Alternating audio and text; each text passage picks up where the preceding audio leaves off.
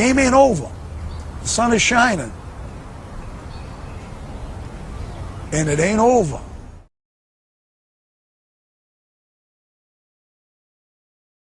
You wanted the best, you got the best from my home studio on freezing Long Island, New York. Welcome to Ian Scotto Rocks. I am your host, Ian Scotto. Yeah, it's appropriate that we're doing a video on Vanilla Ice, my town that created all the bass sound. Miami's on the scene, just in case you didn't know it. I would rather be in Miami right now. You know, that video footage, that drone footage you see at the top of the video of Long Island, New York, of people on bikes on the boardwalk, that's not what it looks like right now. Right now, it's covered in snow, it's freezing, and if you're into that type of thing, hey, all power to you. I'm not, and that's why from my home studio on Long Island, it may change to something else very soon. Hint, hint.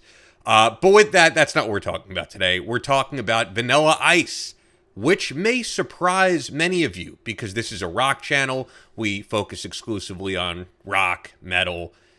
But Vanilla Ice did make a full-fledged nu metal album back in the late 90s. And I'm talking full-on nu metal, not nu metal influenced or anything like that. This sounds very much like early Limp Bizkit, early Korn, Head PE, all those type of bands. So let's get right into it. In 1998, Vanilla Ice would put out an album panned by both critics and listeners. Bands like Limp Bizkit and Korn were breaking mainstream, and Vanilla Ice doing an album in the same vein was viewed as nothing more than a cultural has-been riding the wave of trendy, rap-infused metal in order to gain public relevancy once again. I beg to differ when it comes to all of this. Hard to Swallow, to me, is the most authentic nu metal album ever created, and it's something I revisit more than any other album in the genre. If you think I'm being facetious or sarcastic, I am not in the least, and I will defend this album to the death. To understand why Hard to Swallow was such a genuine and great piece of work, though, you have to look back at Vanilla Ice's history. So let's do just that. First, you need to take note that only 6 or so years prior to Hard to Swallow being recorded, Vanilla Ice was the biggest pop star in the world. He had a #1 single with Ice Ice Baby, making To the Extreme the fastest selling album since Prince's Purple Rain. To the Extreme would sell well over 10 million copies worldwide. In terms of sales, it is up there with any album you would consider a bona fide classic. However, there is no pop star in the history of music that would have a harder fall than Vanilla Ice. It's hard to pinpoint exactly what happened, but between being spoofed on In Living Color by the likes of Jim Carrey, being ridiculed by Arsenio Hall, and being called a liar for inaccuracies found in his artist biography, Vanilla Ice would be labeled as a joke seemingly overnight. Nothing depicts this better than the fact that not even a year after Ice Ice Baby hit #1 on Billboard, Ice would star in his own movie called Cool as Ice that would be a flop of epic proportions. Cool as Ice had a respectable $6 million budget, that's closer to $14 million today when adjusted for inflation, and would only gross an embarrassing $638,000 before being yanked from theaters. In Vanilla Ice's episode of VH1 Behind the Music, his former booking agent, Peter Seitz, would talk about this time, saying, "We went from selling out every venue that we played at to not being able to book Knott's Berry Farm, which is free to get into." That's how fast he fell. Vanilla Ice would follow up To the Extreme with Mind Blowin', much more of a hip-hop album than the pop rap he'd been known for, with lyrics about sex and weed, and he'd change his image from the trademark high-top pompadour and hammer pants to blonde dreads and tattoos. Unsurprisingly, the album didn't even break into the Billboard 200, sold less than 50,000 copies, and he'd get dropped from his label SBK altogether. Although he had plenty of money, he'd become a joke to the public. One night that year, he'd thrown a party at one of his mansions, but felt overcome with the shame of what his name had become. Vanilla Ice would isolate himself from everyone else at his home, shoot up a lethal dose of heroin, hoping to not live with the embarrassment of being Vanilla Ice another day. He'd wake up to friends throwing buckets of ice-cold water on his face in an effort to revive him. It's precisely this era leading to its recording that makes me view Hard to Swallow as such an undeniably authentic album. Imagine how it must feel to be rich and famous, but hated and mocked by the general public and critics alike. So much so that you desire to end it altogether. It's a shame inside that nearly no one else could understand or relate to. And while the nu metal era of music is marked with hate, aggression, and anger at the world, I think a lot of it wasn't real. A lot of it was precisely the critique that Vanilla Ice got. It was riding a cultural wave. But Vanilla Ice's hatred and anger at the time, I think that was as pure as it gets. So how did Vanilla Ice decide to do a rap-infused metal album? I think it starts in 1996, when Vanilla Ice was asked to be a guest on the Bloodhound Gang's One Fierce Beer Coaster album on the track Boom. The album would become an unexpected hit and probably mark Ice's first musical contribution that wasn't mocked or ridiculed. Ice would go on to return the favor once he had made Hard to Swallow by having Jimmy Pop from the Bloodhound Gang on the track Snafu, or Situation Normal All Fucked Up. I'm not sure if this track, Boom, with the Bloodhound Gang wound up on Ross Robinson's radar, but from their common love of motocross, Ross Robinson and Vanilla Ice would cross paths and become friends. This was in late 1996, and in 1996, when it came to music producers, Ross Robinson was simply on the cusp of becoming the man. He's been called the godfather of nu metal. By that time, though, prior to the peak of nu metal's explosion, he'd have Korn's first 2 albums and Sepultura's classic Roots under his belt as a producer.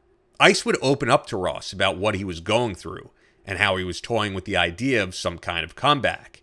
At the time, Ice was allegedly in a grunge band called Pickin' Scabs that not much is known about, but Ross told him to ditch it and work with some guys handpicked by him. A rising star, Ross Robinson was urged by his peers in the industry not to work with Ice. But Ross said that nothing could be more punk rock than doing just that. Kudos to Ross for not caving in. Ice wasn't familiar with what is now more commonly referred to as nu metal at the time, but he was open to hearing out Ross, simply because he liked him. And unlike so many others that crossed Ice's path at the time, he wasn't just another person looking to use him for his money or anything else. At first, Ice would tell Ross he'd be more comfortable leaving behind the pain he was going through and to not address it in his music. But once Ross played him some of his work and coaxed him to share that pain and aggression, he began to make some headway with Ice. It's around that time Ross was working with bands like Limp Bizkit, an unknown at the time, and a band called Amen. Since Vanilla Ice was by and large just a rapper, Ross would recruit members of Amen to work with Ice along with some others. If you look at the lineup of Ice's band at this time today, it's a freaking all-star lineup. Ross truly had an ear for talent. Doing many of the screams was Amen frontman Casey Chaos, a powerful voice who we just recently lost. Rest in peace, Casey. On guitars, Sonny Mayo. Before joining Amen, Sonny Mayo was a member of the band Snot, who have a cult following and are widely considered to have been ahead of their time. He'd go on to play with rap metal pioneers Head PE and the much more widely known Seven Dust. On bass, Doug Ardito. Doug Ardito would go on to join Puddle of Mud and even co-write 2 of their biggest hits, Blurry and Famous. On drums, Shannon Larkin. Shannon is truly one of the most respected drummers out there now, nearly 20 years later. In addition to Amen, he's played with bands like Candlebox and Ugly Kid Joe. But what he's most known for is being the drummer of Godsmack since 2002. And if you've ever seen Godsmack live, then you know Shannon gets a section of every live show they put on showcasing his unbelievable skills.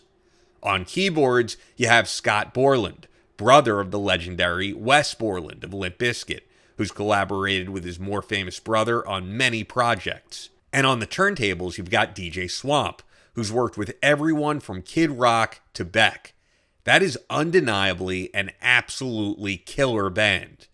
I would really love to hear any of these guys recall some stories of working on this album because, once again, to me, it doesn't get nearly the recognition it deserves. Just a lot of undeserved hate.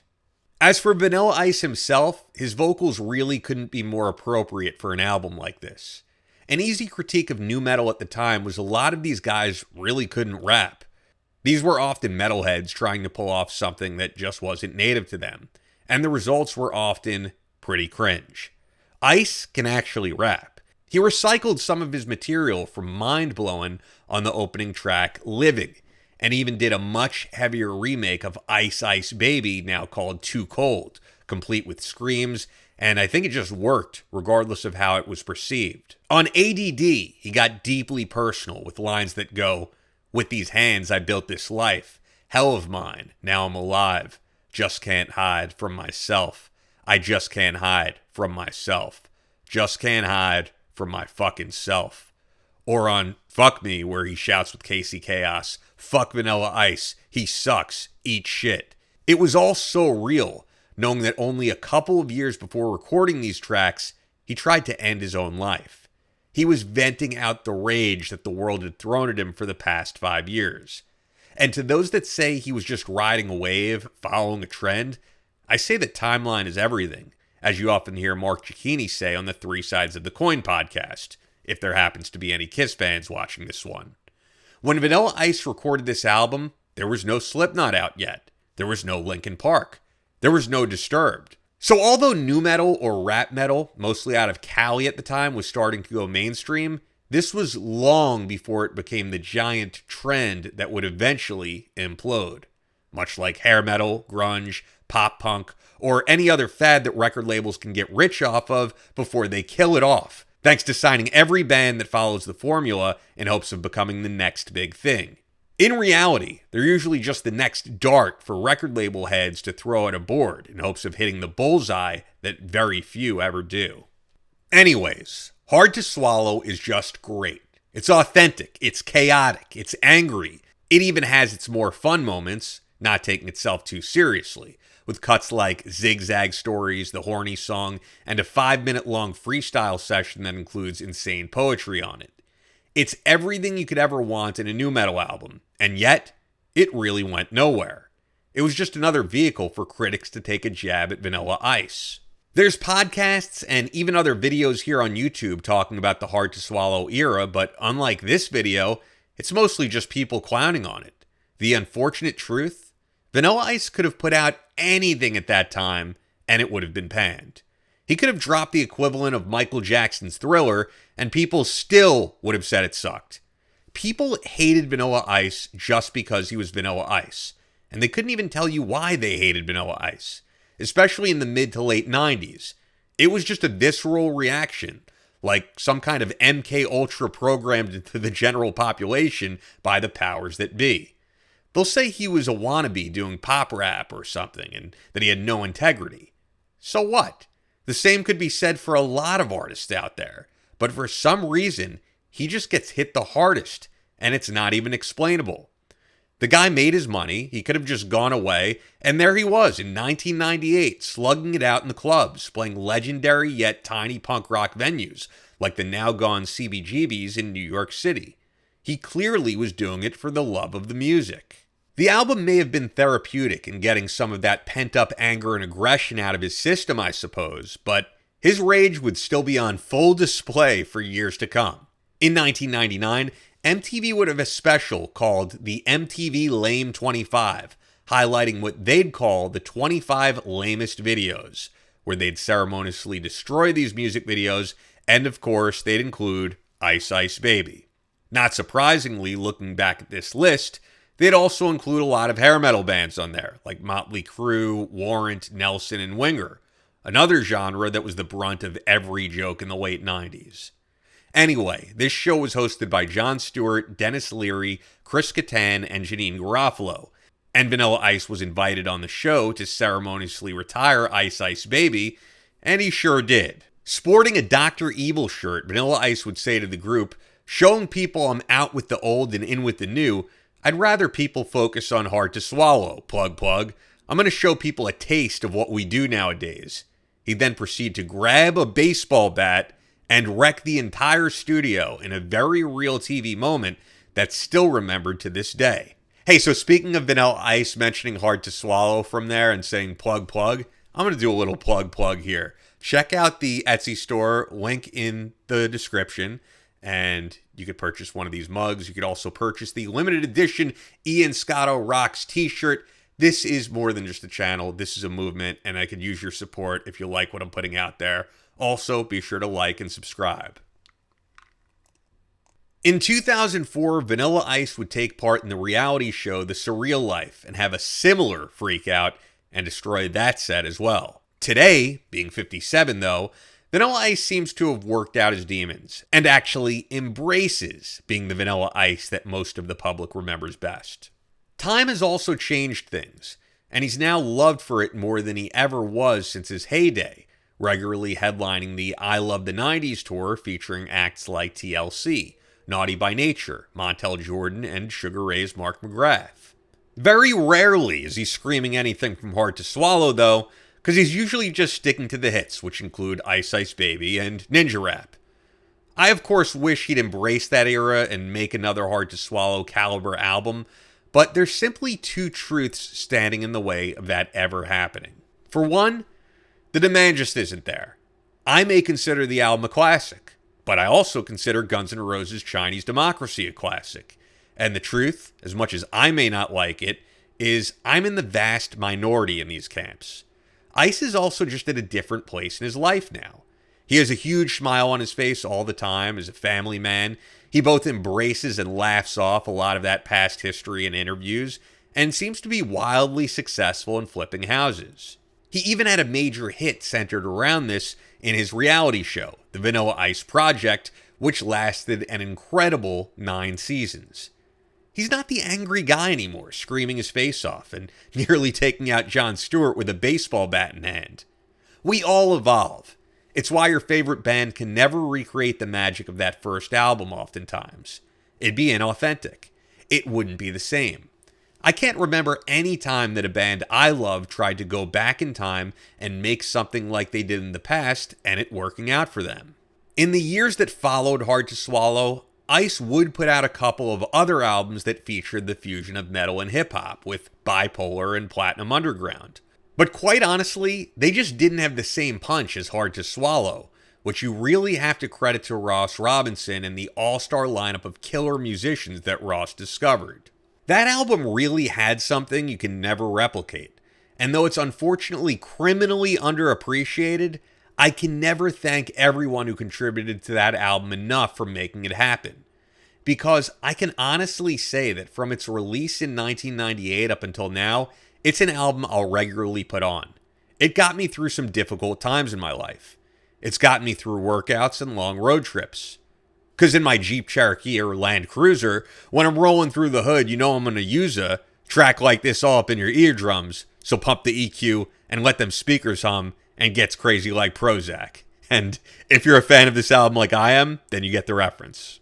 I really wish I could have seen a show from this era of Vanilla Ice. I got to see Vanilla Ice in years that followed, but it's not the same. You know, he's not out there screaming his face off like he was in 1999, and it would have been cool to see. But I was this close. As I've said in previous videos, I got into this music at a really young age, so I was about 12 or 13 when Vanilla Ice was playing at a little venue by me called the Voodoo Lounge in Queens, which has not been in existence for many years. I begged my dad to go to that show. We went to the venue, and I remember like my dad had taken me to a few shows before then at like respectable venues like Nassau Coliseum and Jones Beach. And he's like, man, what is this place? Because it's like a dingy little basement in Queens, New York that had a lot of hardcore shows. And, you know, I was just like, but I want to go, Dad. So I had my ticket with my dad to see Vanilla Ice during the Hard to Swallow album. And this was pre-social media, long before social media, pre-message board popularity, any of that. So if you wanted info on the show, you'd have to actually call up and dial the box office, where they'd give you set times and all that good stuff. And sure enough, I called in the days preceding the show, and there was a recording that said Vanilla Ice had been in a motocross accident and was no longer able to play the show, and he would not be on the bill. And I was crushed, so I didn't get to go to that because he wasn't there. And I figured, oh, I'll see him next time, and there really never was a next time. I mean, I've seen him, like I said, since, but it's not the same. It's not Hard to Swallow era, and it's never going to be Hard to Swallow era again. I mean, I would love to see him do something recognizing that album. He's done a few things on his YouTube channel here and there, but I don't think he's ever going to do like a Hard to Swallow anniversary tour or anything like that. I just don't see it happening. Hey, I talked about Casey Chaos from the album recently passing away late last year, and he really had a huge contribution to that album. In making this video and in writing this script, I was looking back on old Hard to Swallow era live performances, and I saw how before he would come out, he was screaming from backstage into the mic before he'd make his entrance, "Coma, America! Coma, America!" And it was like, where did he get that? He got that from an Amen song. So Casey Chaos really contributed to this album greatly. I would love to hear Vanilla Ice talk about some stories of making this album. But yeah, I did do a video on the death of Casey Chaos, which kind of inspired this deep dive, and I hope you guys liked it. If you want to check out that video about the tragic death of Casey Chaos, you could click right here. R.I.P. Casey Chaos. Long live Vanilla Ice. Long live Hard to Swallow. And if you like this video, once again, be sure to like, subscribe, and I hope you check out all the other great content here on Ian Scotto Rocks.